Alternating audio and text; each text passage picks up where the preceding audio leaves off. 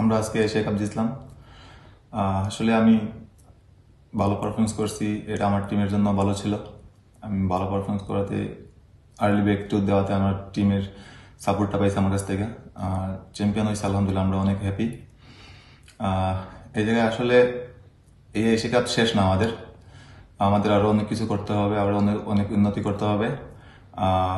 আমাদের সামনে world cup আসছে, আপনারা জানেন। তো আমাদের জন্য দোয়া করবেন যাতে আপনাদের সামনে আমরা ওয়ার্ল্ড কাপ এনে দিতে পারি। দোয়া করবেন আমাদের জন্য।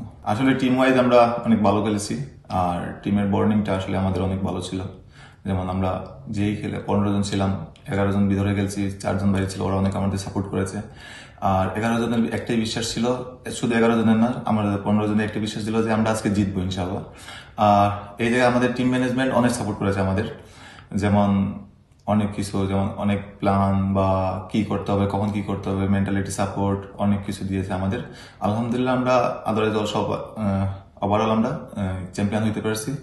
আপনাদের সাপোর্ট আছে আমাদের কাছে, ইনশাআল্লাহ আমরা আগামীতে আপনাদের সাপোর্ট পাবো।